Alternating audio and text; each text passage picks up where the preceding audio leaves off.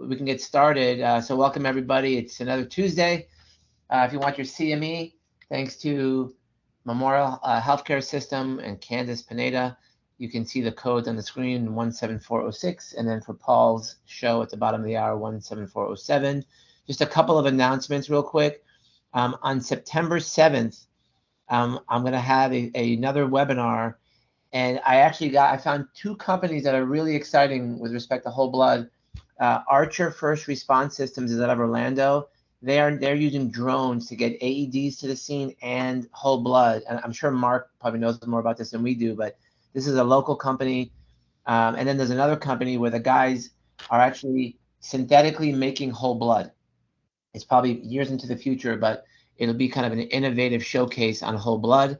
And then I wanted to really inspire everyone to watch this movie that I just watched a couple days ago about the whole opioid crisis. It's called Painkiller. This will probably upset a lot of people, but it's really a very interesting disclosure of what happened behind the walls of Purdue Pharma.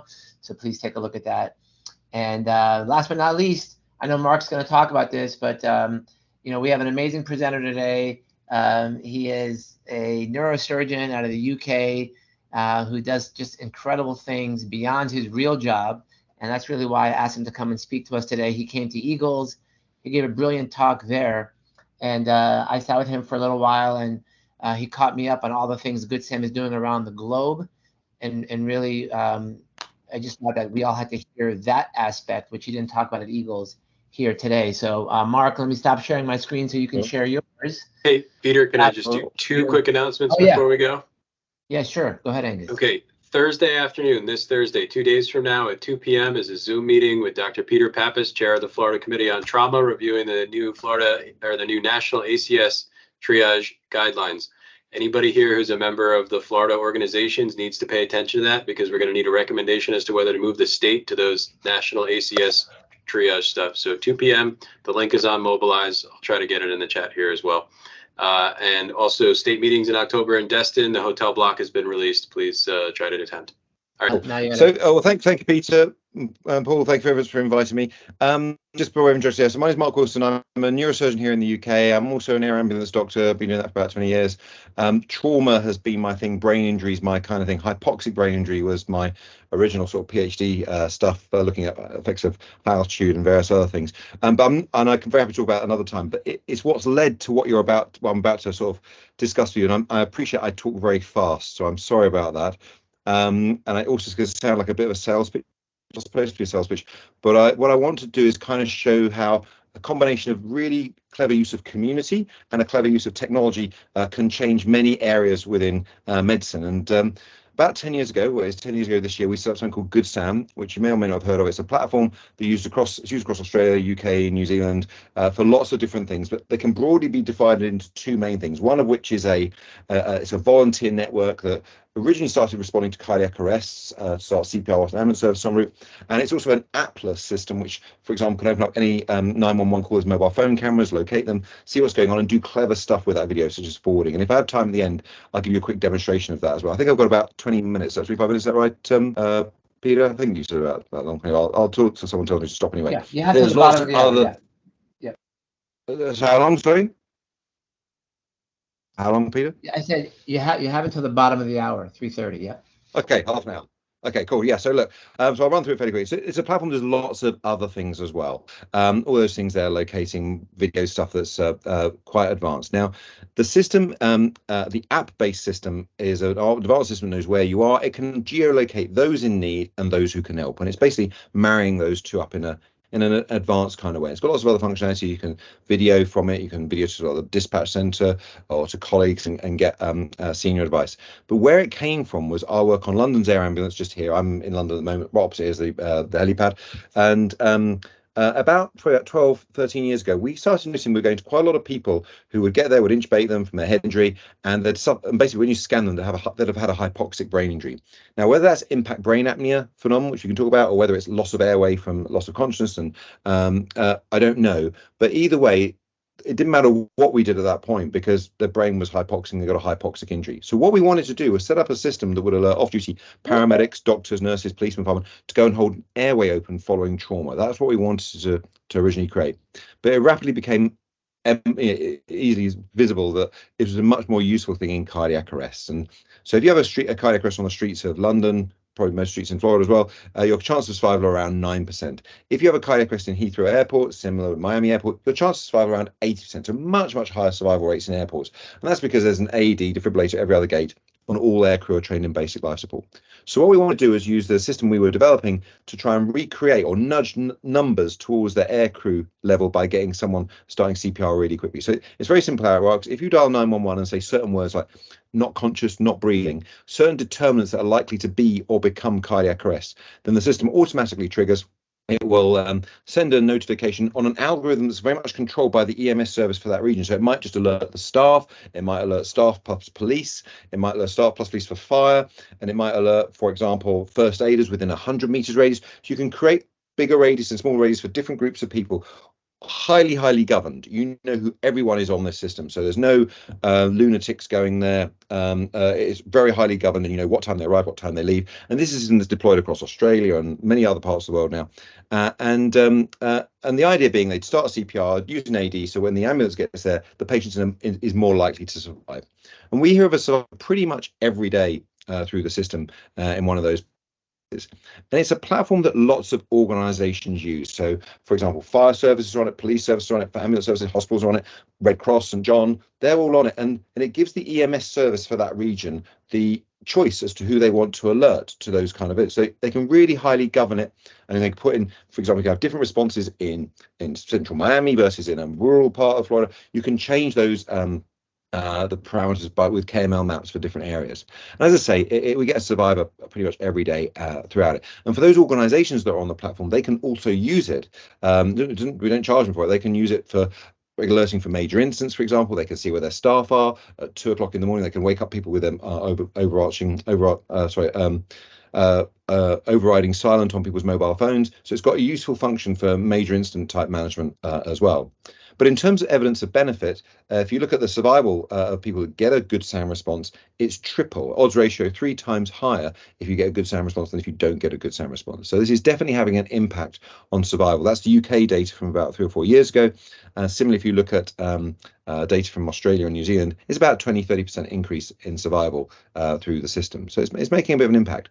And where we're going now, we're making this even more exciting, is that we've teamed up with places like the Resuscitation Council in the UK, but other organisations as well, who have created really immersive training packages that anyone can do. So if you come to GoodSAM, you can go through this. We don't do the training, they do. And basically, you go through these 4 scenarios that are very immersive. So, for example, this guy here, a young lad, has a cardiac arrest in a minute. I'm not doing all the sound. And basically, it talks you through what would you do next. So it asks you questions, and you have to answer those questions. What would you do within a certain time frame? And as long as you're answering them quick enough and getting them correct, you're scoring points. And similarly, when it comes to doing CPR, it's asking you where do you put your hands, how hard you press, what rate your pressure, all this kind of thing. So it's a very interactive way of learning CPR, and it's creating a world of very much lay responders. This largely came around because of COVID and making it difficult to actually get people trained. But basically now there's no barriers. Anyone could, rather than watching TV tonight, you can spend half an hour doing this and you're on the system as a responder. You have to upload your passport or your driving license so the system knows who you are. So it's still highly governed, but it means that we can now get that sort of airport type thing where someone very close by will start CPR quickly. There's no reason why a neighbour can't start CPR very quickly in a highly controlled, governed way. And the police services here are on this as well. One police service, Cambridgeshire, last year got 42 survivors just themselves. So 30 good survivors, 42 ROSCs, just from alerting the police force before the ambulance service got there. So integrating these communities makes a big impact. The other thing we do is we map AEDs, defibrillators. That's a crowdsourced data system. So if someone sees a defibrillator, they take a picture of it, they upload it, strip out the geotags, put it on the system. Then you can put in more detail like the pads, expiry dates, the batteries, all that kind of stuff. There's a PIN number. So if it's in a locked cabinet, for example, the PIN number will be exposed on the app when there's a cardiac arrest going on near there for 15 minutes. And we're doing the same sort of stuff now with bleed kits and life buoys and fire kits as well. So that's all going on there. It's a resource that belongs to the statutory emergency services for the region. We don't own that data. We give that data to the emergency services in that region. And we also track AED. So if someone's got an AED on them, and I'm sure you've seen like the cell AED, the small little chocolate bar sized defibrillator now that you can put in your bag when you cycle around. People carry those, and you can alert those people on a wider radius because they've got an AED already on them. So that's also sort of being clever ways of manipulating. So as I say, we're doing lots of other resources as well. Now, this ability to geolocate those in need and those who can help got us to be very heavily involved with the response in COVID. So we put on 800,000 NHS volunteers, recruited and managed them to go and do things like delivery of food, delivery of pharmacy, check-in and chat for people who are lonely. Vaccination volunteers. One of the big reasons why the vaccination stuff was very successful is because we had an army of volunteers involved in that, running through the system, and it created a phenomenon called micro volunteering. So it used to be that if you're going to do a volunteering thing, like for example, you might volunteer at your local hospital, you'd take out next Tuesday and you go and volunteer the whole day at the hospital. Well, micro volunteering is where Mrs. Miggins, your next door neighbour, needs to have some milk, and you get this little task on your phone. So can you get Mrs. Miggins some milk? So on the way home, you grab a bottle of milk. And it's little tiny tasks which are much more easy for people to fit into their daily lives. And this is deploying many people on tasks. During COVID, this was busier than Uber in a normal day because of, in terms of sending out these tasks to lots of people. And that had quite a big impact. And we're now moving to another world post-COVID, which is equally as exciting. So we're doing things, we do scheduled tasking as well, but so things like emergency transport and non-emergency transport, getting neighbours to go and help collect people from hospital and bring them home again, or even take them to hospital in some circumstances, and community support. Now, one of the things we have here, as we were saying at the start, NHS land here is struggling a little bit. And often people, if they're an elderly faller, for example, will wait on the floor for maybe an hour, 2 hours, maybe even 3 hours before the ambulance gets there. But what the ambulance service can do is they can alert one of the neighbours, because we've got a couple of people on every street now, to go and be the eyes and ears of the ambulance service whilst the ambulance is en route. So they can make basically the neighbour is not giving any clinical input, but they are basically opening up the cameras of the phone, showing the 911 call, 911, what the patient looks like. They can talk to the patient. Maybe they can get up if they're feeling fine, or maybe actually you can see they're losing their airway. They need a faster response. So it's helping to triage those patients as well. And we do team communication stuff. So because lots of the services, police, fire and ambulance on it, they can all see each other, communicate with each other. If there's major incidents, they can forward video between themselves and again, get better situational awareness. And it's a system that's used in hurricanes, for natural disasters, and it's for putting international rescuers on. And it's also used currently in Ukraine in a fairly big way for both deploying people who are sort of responding and also for ingesting video from people who are relatively trapped to give them sort of senior advice. So everything I've talked about so far has been this app-based system that can alert and deploy people. But what I'm going to talk about now is probably the bit that's most interesting to you. And in my world, it's a sort of new form of medicine. And it's very much using clinical skills to assess, triage and treat patients. And this is a system that doesn't require any apps. And I'll give you a quick demonstration of it in a minute. But basically, you can send a text to any 911 caller's mobile phone. They click the link, and with that, it opens their cameras and gives you their location. And this is a system that's deployed now across all of our 999 and 111 services here. So it's very simple. Text goes to the caller, they click the link, and then that video starts to stream. And you can do clever stuff with that video. So you can forward that video, for example. So the police use this a lot. Let me give an example. In London here, if we're going to a stabbing or a shooting, we will open the cameras of the caller's mobile phone and then forward that video directly to SO19, which is our armed response unit, so all the officers can see where they go, what they're about to go into. So for you guys, if you're thinking like active shooter type scenarios, it means that the firearm services can see what's going on inside the building. And this is so it's used by police a lot for sort of forwarding information directly to officers who are nearby, whether it be suspects or whether it be situational awareness type thing. So the first thing is you get the caller's 911 caller's location, and you track them as well. So if they've been abducted, it follows them, and this has saved many people's lives for starters. And the next thing you get is a video, which can be one-way video where you can measure pulse and respiratory rate through the video directly. It's all HIPAA compliant, AS256 encrypted, etc., and optimize its frame rate. But one-way video is useful for a quick look. So if someone says, "Oh, you just want to have a look at possible broken leg, for example, or have a look and see how bad the road traffic collision is. You can do it through this. You can do two-way video, which is more useful for mental health patients or where you're wanting them to see you as well. But you can also pull in the patient's next of kin, the GP, the stroke physician, whoever you want to pull into that consultation in real time, very rapidly, to make much better MDT type decisions. And as I say, the clever thing about this is you can do a lot more. It's much more than video consultation. You can measure pulse and respiratory rate through it. You can video forward. So you can send that video on to, for example, the air ambulance. So if I'm going to a job now, I'll get it on my iPad on my leg, so I can see how many cars are involved. What begin to make a bit of a plan before we get there. Then you can also transcribe and translate. So if the patient doesn't speak English, say they only speak Spanish and you only speak English, you can speak to them in English and your words will appear in Spanish on their mobile phone. And if they speak in Spanish, the words appear in English on your phone, on your desktop rather. So you've got this two-way translation without the need for language line, which again, in an emergency type environment is very much what you need. And you can ingest video from anything, from drones, from CCTV, from body cams, and make better decisions around that and forward that video onto your colleagues and things. Peter mentioned about drone delivery of stuff. So we're doing a bit of that work in Kent here, drone delivery of AEDs with Everdrone, because we know where the cardiac arrest is and we can work with the CAD to make sure that's possible. And also we know who's underneath it to make sure it's kept safe. But we're doing other stuff, crowdsourcing drone pilots for search and rescue type things in the same way we crowdsource resuscitation through the system. I'm just going to focus a little bit on this really exciting area of medicine, which I think is about video assessment and management of patients. And it's much more than just sort of the video component of it. It's very much an ethos thing. So when I'm doing my trauma work, I'm assessing the scene and assessing the patient. So, mechanism of injury and how sick the patient looks in terms of making my decisions. And this is not like MPDS or pathways or any of these type systems. This is using clinical skills. And there is a real skill set. If someone's bleeding or being stabbed, don't look at the wound. You look at the floor, look at the towels. Similarly with rashes, assessing how whether something blanches through some of the ones it says. Mental health patients. I'll talk about that in a moment. These are all skill sets of how you do this remotely. And just to give you an idea of the sort of, the ethos of this is a very slow bit of video, so I'm going to speed up a bit. This guy who on the right is going to have a head injury a second, and so he's got a head injury. And imagine you dialed 911. You're going to get asked certain questions like, is he breathing? Yeah, he's breathing. Is he conscious? Yeah, he's conscious. So conscious and breathing in London would mean green 2, not particularly urgent. You've got at least half an hour, probably 90 minutes to get to this patient. There's nothing urgent about it. This guy's getting more sick. If I just forward him a little bit more. Oh, here he comes. So imagine you're calling back again a few minutes later. Is he breathing? Yeah, he's breathing. Is he conscious? Yeah, he's conscious. So he's still conscious and breathing. So on an MPDS type pathway, he is still agreeing to not particularly urgent. But with your eyes that he's sick because he's grey, he's ashen, he's sweating, all those things. And the point being here is on an audio call, you can only ask one question at a time, whereas your eyes take in thousands of bits of information in serial. So you can actually assimilate a lot more quickly when you just look at someone.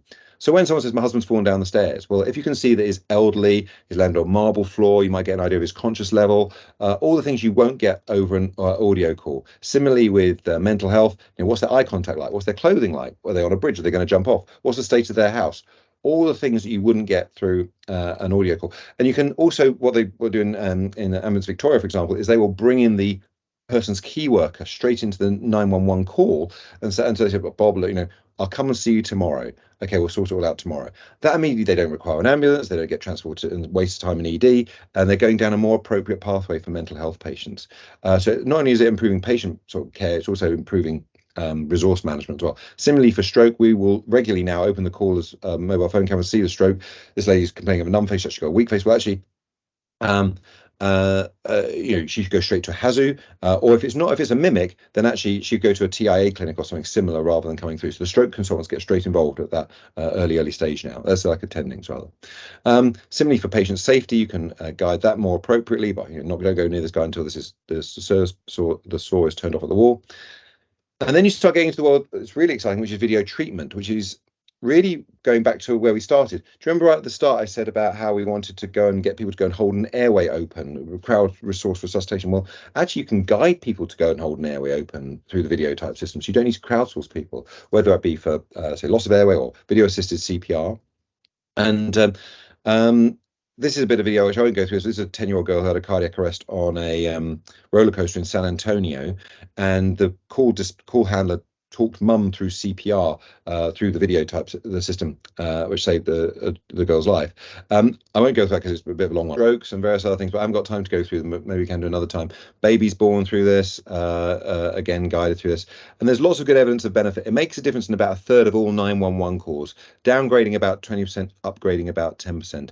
In terms of improving CPR quality, 60 to 70% improvement in quality of CPR, whether it be rate, depth, or and position. Mental health patients, as I say, lots of good evidence around that in terms of putting patients down the right pathway for them. Patients like it because they've been seen and they feel more confident in their diagnosis. Clinicians like it because they've seen the patient and therefore more confident in what their desired diagnosis as well. And what we've focused on here is very much the healthcare side, but the policing world is much, much more. So it's used by pretty much, well, 3/4 of our police services here, largely for things like domestic abuse, where it's tripling conviction rates and making things faster. You can upload evidence through it again, and that can be forwarded immediately to the officers nearby. It's doing lots of functionalities like hotspot policing and being able to take statements remotely as well. Used by air ambulances a lot for triaging. The app, as I say, can override silence. It's got a lot of additional functionality, so you can escape videos from it. You can utilize it for major incidents, and the actual web side of stuff, the dashboard the ambulance services have, gives them a lot of control over how this works. And I'm racing through this now so I can give you a quick demonstration at the end. It's used from Papua New Guinea to Malawi to Australia, New Zealand, used globally now. And these are very much our 4 core principles of everything we do. So governance and security are number 1, and collaboration and innovation, hopefully you'll realize, are very much the core of what we do as well. It saves lots of CO2 by reducing resource deployment, and more importantly, for most services, it saves a lot of money. I'm just racing through this. Basically, this is the key figure here. San Antonio saved themselves $7.4 million last year through using the system. And there's lots of other things that are on the pipeline now. So finding missing people, we're building communities all over the show. And if you are interested in this and you want to attend, we have a conference coming up called GoodSAM. It's our 10th anniversary conference. So if you go to goodsam.org/10, you can get a free ticket for that, if a virtual ticket. Just give us an email if you've got any problems if you get doing that. My email address is m.wilson@instant.help or m.wilson@goodsam.org, and we can get you a ticket for that. That's on the 15th of September, basically a month from today. So I've got about 3 minutes left, so I can either take questions, but whilst I'm taking questions, I'll do a quick demo if that's all right. Any questions whilst I open things up? Yeah, you can go ahead and do the demo. I'm just, as you're bringing that up, I'm just so amazed by all the things the app can do. And I'm sure that, as you're talking through this, also explain how, if people are interested. I mean, for me, this looks like it should be like a large scale deployment. You have our Deputy Secretary of Health for the state of Florida is on, Dr. Ken Shepke. I mean, for me, if the whole state went to this, it'd be great. So go ahead. Borrow someone's number for a minute. Is anyone daring enough to let me borrow a number for a second? I'll give you mine. 954-707-2692. Everyone has my number anyway, so the whole world will have it now. So you're calling from the Guatemala or country code 1. Yeah. So you wouldn't need to put the 1 in if you're in obviously in the US. So Peter, imagine you dialed 911 and I'm being a dispatch or call handler now. I'll say, Peter, I really need to see this road traffic collision you're telling me about, or what now you've got your location services switched off. About 5% of people do, but 90% of people don't. 95% of people have them on. So I'd immediately be able to see what you're doing. Now I've immediately got your video there, so you can see that there. Now if you turn it around to point to yourself for a minute, I'm sorry, Peter, to sort of do that to you, but if you point it on yourself there, and you take glasses, I can measure your pulse and respiratory rate here as well. So a little bit of medical information. So it'll overread to start with, and then it'll come down to normal. Now, does anyone else want to give me their number for a second, if anyone can? I'll do it on my phone. There we go. I'll show you on my phone. So basically, you can forward this in real time. Does anyone want to give me a number? Sorry. Sure, I'll give you mine. Although I get off, I better not. I better turn it over to someone else. Okay, tell you what, don't worry about it. Basically, you can put in a number there and it will appear on anyone else's phone. I've just got into it on my own phone here and I can see here. So you can have 20, 30 people looking at this video. So if you want to forward it directly to, for example, the armed response unit, let's just say there's an active school shooting going on and you're inside the school. I tell you, Peter, put your phone down, run away. And we've still got eyes on inside the school, and that can go to the police department. I'll just show you the translation side as well in the last minute here. So let me just end that one with you, Peter. I'll just do another one with you, if that's okay. So you can request attachments. I'm showing you the bare bones of it here. There's lots of other sort of like patient at home, looking after people remotely as well through hospital, for basically a ward type system on here as well, which can send regular text. But Peter, if you get another text now, if you click on this one, I'm going to turn my volume down for a second, so that it doesn't cause feedback. If you click on that one, and then let's just say you speak another language, speak Spanish, for example. You've got 150 languages here. Yeah. So if I type in, so let me just start that again. Spanish. Hold on. I can pick any of these languages. Now, as I'm talking to you, my words will appear in Spanish on your phone, and they're appearing in English on my screen. So if I stop the other thing here, anyone can see here that my screen is displaying my words in English, confirming that the computer is hearing what I think I'm hearing. And if Peter's able to show you his screen on, I don't know if you can, you haven't got Teams open, but the words are appearing in Spanish on your screen. If you speak in Spanish, it'll come back to me in English as well. So I'm going to turn my volume back up again now. And we could forward this to a pathway. So if let's say the stroke team were on call, I could forward that directly to the stroke team now, who could all have a look and say, oh, actually, no, that's not a stroke, or that's Bell's palsy, or whatever you want to do. Anyway, I've realized that I'm on the half hour, so I'm going to stop and I'll turn my volume back up, and I can take any other questions, or I can do more demos if you want. So Mark, actually, Paul, before you pop off, you want to have any questions or comments? No, just great, and Okay. That's it. The one thing you did show the demonstration from San Antonio. Did they translate text in okay? I just wanted to make sure they were able to do that. I was a bit worried about the fact no one was wearing any shirts in the video, but anyway. Hey, well, it might be a Florida thing as well. First of all, I want Anyway, to say, and that's the map which shows you where your resources are. Anyway, I'll show you that. Yeah. No, I do have to switch over to the other meeting, but I mean, great. I mean, Yeah. Bill, Good to see you. it's great. Good stop. Good job. That nice presentation too. So, all right. Good seeing you, So, Paul. Take care. Paul, thank you, Paul. So Mark, question for you then is, you have San Antonio, where, how are you going to get more penetration into the U.S. market? Obviously now we have kind of siloed applications that don't connect anywhere. Is it like a U.S. problem? Was it hard for San Antonio to integrate into everywhere? So, Peter, what it's about is about people who have got the ability to step back and do things differently and visit. We work, we're in Australia. We work with Tony Walker, Tony Smith in New Zealand. People who are visionary leaders who have been able to actually implement stuff. And it's really hard to affect culture change. I get that, but if you can, it's really powerful. I think the problem for of US compared to everywhere else is, like, in the UK we have 10 ambulance services. In Australia there are 6. In New Zealand there are 2. In US land there are 6,000, which is a completely different mindset, and also the actual structure. If you look historically, our pre-hospital care service was based on St John Ambulance doing stuff in the field, putting bandages on and transporting patients, whereas your service was more built about transporting patients if you go back 100 years.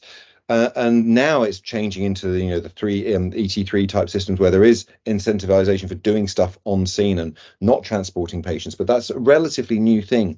So there's all that sort of culture change